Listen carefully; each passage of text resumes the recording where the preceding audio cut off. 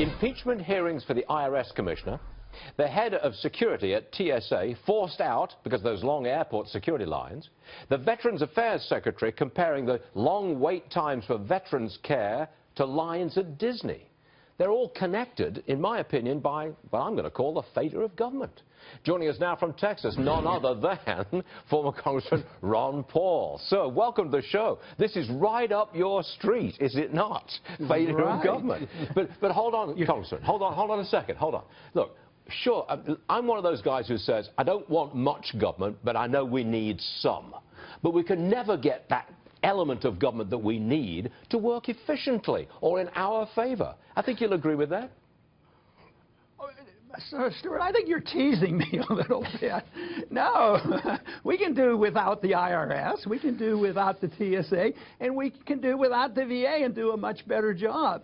So we lived without the IRS for 135 years. We've only had the TSA for a short period of time. It has done us no good except give us long lines. And the VA is in shambles because bureaucracy doesn't work. All these are proof that bureaucratic management doesn't work, and we shouldn't try to fix it. We should have an alternative. Look, I hate to interrupt you because you're a well-known guy, and I feel ill at ease interrupting you. But I want to take you on about the TSA.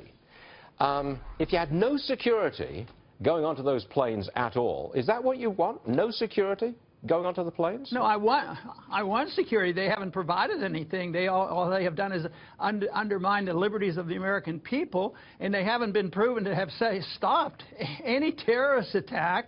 And I think that you would have better security. One major point, you have better security protecting people and property when it's private, not when a government bureaucracy runs it. So you would privatize TSA, just call it something different and have a private enterprise company run it. That's what you'd do?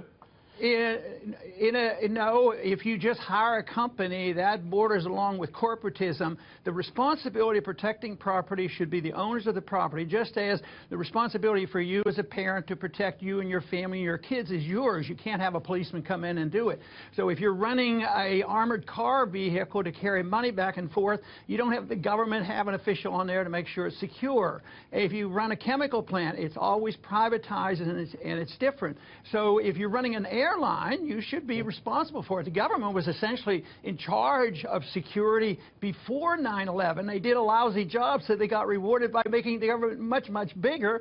And instead of finding the bad guys, they said the American people must be at fault because we're going to take away the freedom of the individuals and undermine property rights.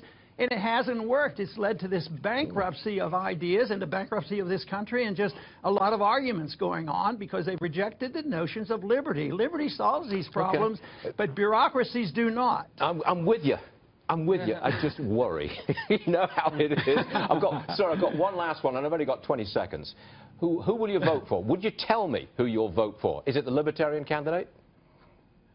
Oh, yeah, I'm more inclined to vote for the Libertarian candidates. We don't know who that individual will be. But, yes, I'd rather see my vote mean something. I think that when you have two people like we have leading the Democrats and Republicans, you know, the most interesting statistic is they have the highest negatives of two individuals in the history of our elections. That tells us something, what an impasse that we're at, and this country is bankrupt literally and bankrupt intellectually. So, yes, I would not contribute to that. I would look toward a Libertarian candidate to vote for. Congressman, thanks very much for being on the show today. I didn't want to put you in a corner, but I do worry. You know how it is. I worry. Congressman Ron Paul, everyone, thank you very much for joining us, sir. Appreciate it. Thank you.